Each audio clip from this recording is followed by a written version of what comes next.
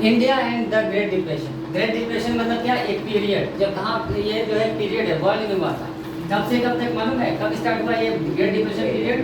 1919 से माना जाता है और 1939 तक चला था। ये अलग अलग कंट्री में अलग अलग टाइमिंग है। जैसे जर्मनी में ये 1919 में शुरू हो गया, इंडिया में 1930 से 1935 तक चला, वैसे यूएस में 1929 से चला, 1929। तो वेरीज, एक वर्ड आएगा एग्जाम में, varies, timing of the great depression varies, मतलब अलग अलग है अलग अलग देश में। कैसे है, तो इंडिया में लिख देना कि इस टाइम में है, यूएस में 1929 का बाद है, जर्मनी में just after the first world war. तो इस समय पूरा वर्ल्ड में क्या था, ग्रेट डिप्रेशन। ग्रेट डिप्रेशन मतलब क्या, कुछ चीज डिक्लाइन हुआ था, 4 चीज डिक्लाइन हुआ था। कोई बता सकता हो 4 चीज क्या है जो डिक्लाइन? प्रोडक्शन, इनकम, एम्प्लॉयमेंट, ये 4 चीज हर कंट्री में डिक्लाइन हो गया, कम हो गया। 4 चीज हर कंट्री में कैसे हो सकता है? हर कंट्री, हाँ पूरा ट्रेड कम होगा तो प्रोडक्शन कम होगा, प्रोडक्शन कम होगा तो इनकम कम होगा, फिर एम्प्लॉयमेंट हर जगह कहीं ना कहीं का तो ठीक ही होगा। कहाँ का ठीक होगा, कहीं का भी ठीक नहीं होगा। ट्रेड हर कंट्री का कनेक्टेड है ना, कजाकिस्तान का तो कनेक्टेड है, तो अगर उन लोग का ट्रेड कम हुआ तो इनकम कम होगा ही होगा। कजाकिस्तान का ठीक था। Tremors in one part felt in all over the world. एक जगह स्टार्ट हुआ ये यूरोप में, लेकिन ये इफेक्ट किसको कर दिया, अमेरिका को, अफ्रीका को, हर जगह को इफेक्ट कर दिया।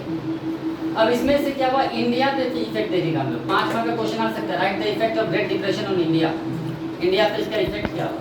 तो पहला क्या, इंडिया जो है उसकी ग्रेट डिप्रेशन पीरियड में, इससे पहले क्या था, इंडिया जो है ग्रेट डिप्रेशन टाइम में एक्सपोर्टर ऑफ एग्रीकल्चर प्रोडक्ट्स बन जाता है। पहले इंडिया मैन्युफैक्चर प्रोडक्ट्स बेचने लगा था, लेकिन अब क्या हुआ कि एक्सपोर्टर ऑफ एग्रीकल्चर प्रोडक्ट्स बन गया। क्यों एग्रीकल्चर प्रोडक्ट्स? क्योंकि हर कंट्री में जो है ना, हर कंट्री में जो है अपना इंडस्ट्री बढ़ाने के लिए वो लोग ये सब जो क्रॉस प्रोटेक्शन कर रहा था, इंडस्ट्री वहीं करे ताकि आदमी लोग को काम मिले। और इंडिया क्या हो गया, इंपोर्टर ऑफ मैन्युफैक्चर गुड्स, मतलब फाइनल गुड्स। पहला इफेक्ट इंडिया पे, इंडिया क्या बना, एक्सपोर्टर ऑफ एग्रीकल्चर प्रोडक्ट्स, जिसमें इम्पोर्टेंट क्या आएगा यहाँ पे, इंडिगो, फिर उसके बाद स्पाइसेस, टेक्सटाइल, व्हीट, ये सब का जो है एक्सपोर्टर बन गया इंडिया, ये सब का। और इंपोर्टर मैन्युफैक्चर प्रोडक्ट्स, जैसे कि कॉटन आएगा, कॉटन भी आएगा वहाँ। मैन्युफैक्चर प्रोडक्ट्स मतलब जैसे कि बना हुआ सामान, टेक्सटाइल, ये सब जो है इंडिया में लगा। पहला इफेक्ट वर्ल्ड ग्रेट डिप्रेशन का इंडिया। दूसरा इफेक्ट, पीजेंट्स और फार्मर्स को ज़्यादा इफेक्ट हुआ, उन लोग को ज़्यादा असर हुआ था।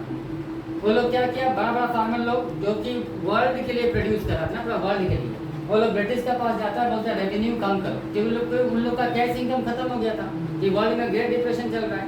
जहाँ पहले 5 रुपया व्हीट बेच रहा था, वहाँ अब 2 रुपया बेचना पड़ रहा है, तो इनकम तो कम हो गया।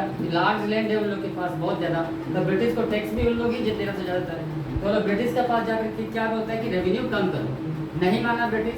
हम लोग पढ़ चुका है। इसके बाद क्या हुआ, CDM में पार्टिसिपेट कर लेता है। ये लोग कौन था, जट्स ऑफ उत्तर प्रदेश और पाटीदार्स ऑफ गुजरात, यही लोग था ना उसमें, सेकंड चैप्टर में पढ़ा हुआ हम लोग। तो ये लोग जाकर के रेवेन्यू जो है रिवाइज करने के लिए बोलता है, लेकिन नहीं मानता, रेफ्यूज कर देता है लोग। तो ये लोग जो है सपोर्टर बन जाता है CDM का। सेकंड इफेक्ट देखिए, पीजेंट्स और फार्मर सबसे ज़्यादा बैडली हिट हुआ है। जूट प्रोड्यूसर्स, ये बंगाल का, उससे पहले ये लोग क्या करता था, बंगाल का जूट प्रोड्यूसर लोग, ये लोग क्या करता था, लोन लेकर के ना जूट का खेती करता था, लोन लेकर के। तो यहाँ भी किया, लेकिन क्या हुआ, इन लोग का जो है जूट का जो ये जूट कहाँ जाता था, उसके बाद इंडस्ट्री में जाएगा।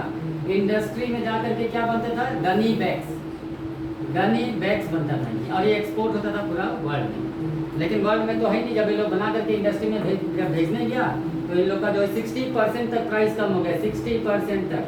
तो ये लोग जो लोन लिया था वो चुका नहीं पाया। हर इन लोग का एक जो है ना पोएम भी लिखा हुआ है बुक में, ये लोग किस तरह से गाना गा के रोआ था, वो भी लिखा हुआ है। फिर जो है पूरा पीजेंट्स लोग डेप्ट में चला जाता है, डेप्ट में। पूरा इंडिया का हर पीजेंट, सिर्फ जूट वाला ही नहीं, हर पीजेंट डेप्ट में चला गया, क्योंकि डिमांड कम हो गया, ग्रेट डिप्रेशन चल रहा है, किसी के पास पैसा ही नहीं है, तो ये लोग डेप्ट में चला गए। उसके बाद पीजेंट्स लोग क्या करने लगा, जो ज्वेलरी अपना घर में रखा हुआ था उसको सेल करके अपना काम चलाने लगा। फिर सेविंग जो भी किया होता इतना साल में उसको खर्चा करने लगा। कुछ लोग तो अपना जमीन को मॉर्गेज कर दिया, मतलब गिरवी रख दिया, और पैसा सिर्फ घर चलाने के लिए। प्रेशियस मेटल, गोल्ड, सिल्वर जो रखा हुआ था, ये सब भी इन लोगों को खर्चा करना पड़ गया। हाँ, मॉर्गेज लैंड को गिरवी रख देना। तो ये भी एक इफेक्ट है। अर्बन वालों को, सिटी वालों को क्या हुआ मालूम, बहुत फायदा हुआ। क्यों फायदा हुआ? क्योंकि इन लोग के पास तो बड़ा बड़ा घर था, वो घर में रेंट तो रहेगा ही आदमी, तो रेंट तो रेगुलर इनकम है, प्लस इन लोग को सामान क्या मिल रहा है? सस्ता में मिल रहा है, क्योंकि हर चीज़ का दाम कम हो गया है। तो इन लोग का तो लाइफ में अच्छा ही हुआ, अर्बन वाला को बेनिफिट हुआ कि urban people in India got benefit from it as they were getting the fixed income and the prices when fell down they were easily purchasing the those things and using them. ना, तो इन लोग को benefit ही हुआ इस चीज़ से। तो great depression का जो है इफेक्ट, पहला इंडिया एक्सपोर्टर बन गया एग्रीकल्चर प्रोडक्ट का, इम्पोर्टर बन गया मैन्युफैक्चर गुड्स का। इंडिया का ट्रेड 50% तक कम हो जाता है, तो ट्रेड इफेक्टेड। यहाँ पे क्या लिखेगा? Trade, India trade affected. Trade क्या हुआ था? ट्रेड में 50% तक कमी आ गया था, 50% तक। फिर हम लोग देखा जूट प्रोड्यूसर लोग का कंडीशन बहुत खराब, क्योंकि वो लोग जो है लोन लेकर के वो लोग जूट का खेती करता था। जब वो लोग सेल करने गया ग्रेट डिप्रेशन पीरियड में, तो उन लोग का जो है 60% तक दाम कम मिला। सारा पीजेंट्स तो डेट में चला गया, क्योंकि ग्रेट डिप्रेशन का असर पूरा इंडिया में आ गया था। ज्वेलरी, सेविंग्स, प्रीशियस मेटल सब देख करके लोग घर का खर्चा चलाने लगा। Urban people got lots of benefit as they were getting the things at a low prices. तो ये था कुछ इफेक्ट। इसका सिवा भी कोई इफेक्ट हो सकता है क्या?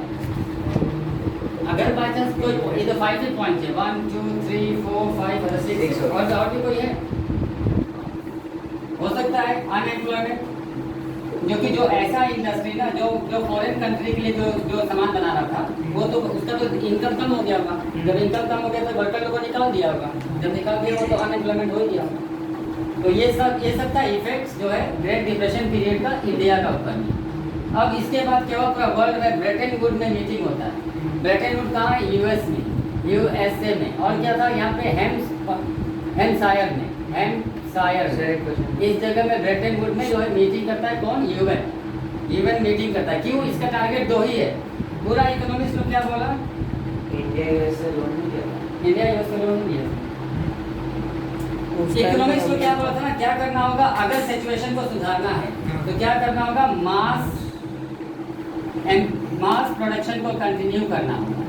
मास प्रोडक्शन कंटिन्यू करने के लिए क्या करना पड़ेगा? मास कंजम्पशन करना पड़ेगा, क्योंकि आदमी लोग जब यूज ही नहीं करेगा तो फिर मास प्रोडक्शन कैसे हो सकता है? वो तो बंद ही हो जाएगा। और मास कंजम्पशन के लिए क्या करना पड़ेगा? स्टेबल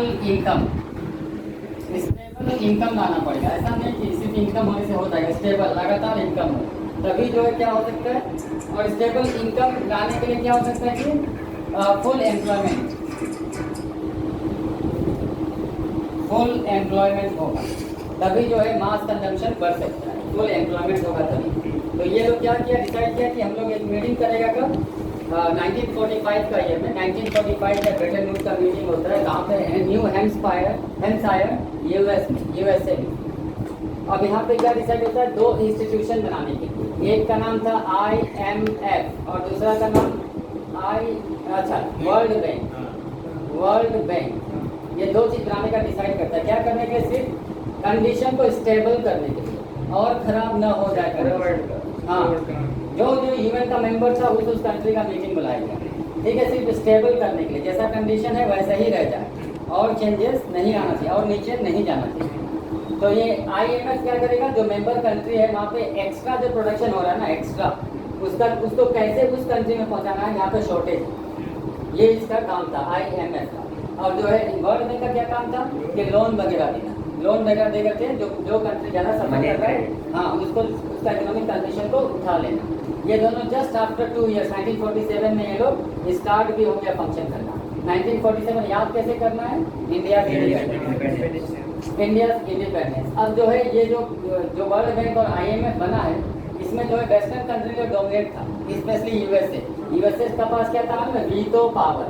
मतलब अगर कोई कंट्री अगर लोन लेने जा रहा है वर्ल्ड बैंक से, तो लोग मना नहीं कर सकते। ये वीटो पावर यहाँ भी 5 कंट्री को है ना यूएन। तो यूएस के पास इन दोनों का वीटो पावर था, इन लोग का डिसीजन ऐसे इफेक्ट कर सकता था। जब ये लोग बन जाता है ना, इन लोग का दूसरा भी नाम था वर्ल्ड बैंक और IMF का ट्विंस। हाँ, ब्रेटन ट्विंस, मतलब ब्रेटन दोनों एक साथ बना, इसलिए ब्रेटन वुड ट्विंस। और इन लोग का एक और नाम था, इन लोग का क्या पता था? Brayton would institution. तो इन लोग का मेन मकसद ही था किसलिए बनना? ताकि जो है इकोनॉमी को स्टेबल करे, और ऐसा हुआ भी। इकोनॉमिक स्टेबल हो गया। किसका हुआ? सिर्फ वेस्टर्न इंडस्ट्रियल कंट्रीज में उन लोग का इकोनॉमिक स्टेबल हो जाता है। लेकिन इसके बाद प्रॉब्लम क्या हुआ कि वेस्टर्न यूरोपियन कंट्रीज लोग का, यूरोप इंडस्ट्रियल कंट्री लोग का ही हेल्प कर रहा था। कौन? ये ब्रिटेन दोनों, हाँ। तो जब कौन डेवलप होता है सबसे पहले 1945 के बाद वेस्टर्न कंट्री जैसे इंग्लैंड, यूएसए, ये लोग डेवलप हो गए। लेकिन एक और कंट्री डेवलप हुआ था, वो था जापान। जापान भी डेवलप हो गया था just after second world war. अब सेकेंड वर्ल्ड वॉर के बाद दो चीज हुआ। एक तो यूएस बना सुपर पावर, कहाँ पे? वेस्ट में। और यूएसएसआर सुपर पावर बना कहाँ पे? ईस्ट में। यूएसएसआर क्यों सुपर पावर बना? क्योंकि जर्मनी को डिफीट किया था, इसलिए जर्मनी को डिफीट करने में यूएसएसआर का बहुत बड़ा हाथ था। इसलिए जो है वो सुपर पावर ये दोनों बन गया, ये दोनों में। अब ये लोग super power, second world war में 60 मिलियन पीपल डाइड। 3% 1939 में वर्ल्ड का जो पॉपुलेशन था उसका 3% कम हो जाता है। सेकेंड वर्ल्ड वॉर को क्या बोला गया था? फर्स्ट ये जो है ऐसा हुआ जो लैंड, सी, ओशन, एयर सब में हुआ। और यहाँ पे बहुत ज़्यादा आदमी लोग वार से, बैटलफील्ड से बाहर मरा था। ज़्यादा आदमी लोग कहाँ मरा था? बाहर। ज़्यादा सिविलियंस मरा था, सोल्जर्स कम मरा था। पूरा सिटीज डिस्ट्रॉय क्योंकि बॉम्बार्डमेंट हुआ था, बॉम्बार्डमेंट हो गया था। अब जो है इसी time just after world war क्या होता है? डीकोलोनाइजेशन का पीरियड शुरू होता है। डीकोलोनाइजेशन मतलब इंडिपेंडेंट होने लगा। कौन सा कंट्री? अफ्रीका और एशिया का कंट्री। तो ये ऐसा बहुत सारा कंट्री था जहाँ पे लोग छोड़ के भी गया, लेकिन उन लोग का इंपॉर्टेंट प्लेस अपना पास रख लिया। जैसे कंट्री को छोड़ दिया, बोला कि ठीक है आज से तुम लोग इंडिपेंडेंट है, लेकिन यहाँ पे मान लो पेट्रोल निकलता होगा, ये वाला जगह किसका पास? अपने ही पास रख लिया। तो ये ऐसा बहुत जगह करके गया हुआ है, बहुत जगह। तो इंडिया ऐसा कंट्री नहीं था। तो ये यूएस ज़्यादातर यूएस ये क्या करता था कि जो पुअर जो डेवलप हुआ था वहाँ पे मेन प्रॉब्लम क्या था? पॉवर्टी, गरीबी। मेन सब जगह पॉवर्टी ही मेन प्रॉब्लम था। क्यों पॉवर्टी था? क्योंकि ये जो यूएस लोग आकर के उस कंट्री को क्या बोलता था कि हमको पेट्रोल, डीजल, ये सब रिसोर्सेज सस्ता में दे। जैसे कि इंडिया है, इंडिया को क्या बोला यूएस आकर के कि हमको पेट्रोल 1 रुपये लीटर देना पड़ेगा। अगर नहीं देगा तो हेल्प नहीं करेगा। कभी बाढ़ आ गया, कभी कोई लोन लेने गया तो हेल्प ही नहीं करेगा, तो देना पड़ेगा ही। और हो सकता है अगर यूएस गुस्सा हो गया तो सारा कंट्री को बोलेगा कि इंडिया का हेल्प मत करे, तो सारा कंट्री नहीं करेगा। हाँ ऐसा कर रहा था ये लोग, इंडिया के साथ भी किया है हाँ। तो फिर इंडिया में अगर अकेला बोलना है तो खतरा हो जाएगा। तो ये लोग इंडिया जैसा कंट्री लोग क्या किया, एक ग्रुप बनाया जिसका नाम रखा ग्रुप 77। हाँ, इसका मेन मोटो यही था। इसने क्या डिमांड किया? NIEO, new international economic order. मतलब जो है पहला रिसोर्स बचाना है, इसका काम पहला रिसोर्स बचा के रखना है। कोई कंट्री आकर के बाई फोर्स रिसोर्स जो है सस्ता में ना ले जाओ, लेकिन जो प्राइस अच्छा दो, प्राइस दे जाओ। दूसरा जो है इन लोग को आपस में हेल्प करना। ये 77 कंट्री आपस में हेल्प करेगा और ये लोग डेवलप होता है। सर वो मीटिंग से रिलेटेड है क्या? से कोई मीटिंग नहीं है, ग्रुप बना है डेवलपिंग कंट्री का जो नया इंडिपेंडेंस पाया था। जवाहरलाल नेहरू बना, जवाहरलाल नेहरू इसमें इंपॉर्टेंट रोल प्ले किया था। और भी एक चीज़ क्या करना है, खुद आपस में जो शॉर्टेज है ना, कहीं शॉर्टेज है तो कहीं एक्स्ट्रा है, तो आपस में वो चीज़ को डिवाइड करना है।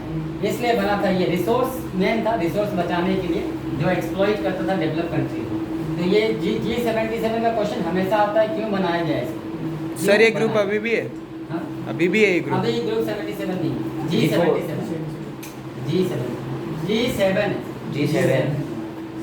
G7 जापान, हाँ उसमें इंडिया में।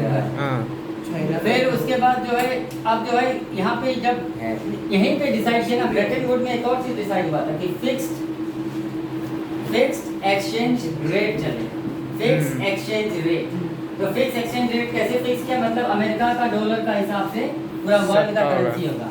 मतलब एक आउंस ये गोल्ड की में रखा गया, ये यूएस डॉलर 35 एक आउंस का था। तो उस हिसाब से अमेरिका का जो है करेंसी से सारा देश का करेंसी फिक्स कर दिया, सब देश का। लेकिन ये जो धीरे धीरे जब जापान वगैरह डेवलप हो गया ना, तो ये लोग अमेरिका का करेंसी जो है इतना पावर नहीं रख पाया। तो ये लोग क्या बोलता है कि हम लोग नहीं फॉलो करेगा इसको। अमेरिका भी वीक हो रहा था, तो जो है उसके बाद ये हटा फिक्स एक्सचेंज रेट और फ्लोटिंग एक्सचेंज रेट शुरू हुआ, जो आज भी चल रहा है। सर आउंस किसका यूनिट है? Ounce measuring of gold. हाँ। तो फिर फ्लोटिंग एक्सचेंज रेट स्टार्ट हुआ। फ्लोटिंग एक्सचेंज रेट जो आज भी चल रहा है, मतलब जो कंट्री जितना इनकम करेगा उस हिसाब से हर दिन जो है करेंसी का वैल्यू अप एंड डाउन होता रहेगा, अप एंड डाउन। तो इस तरह से खत्म हुआ ब्रेटन वुड का फिक्स एक्सचेंज रेट, क्योंकि अमेरिका का कंडीशन अच्छा नहीं था। अमेरिका का गोल्ड खुद ही अमेरिका मेंटेन नहीं कर पाया, और बाकी सब कंट्री जैसे जापान, चाइना ये सब डेवलप हो गया। इसलिए फिक्स एक्सचेंज रेट खत्म होकर के फ्लोटिंग एक्सचेंज रेट स्टार्ट होता है। और उसके बाद NIOS आया, उसके बाद न्यू इंटरनेशनल NIEO ये बना, और उसके बाद G77 बना, और इस तरह से ये चैप्टर खत्म हुआ।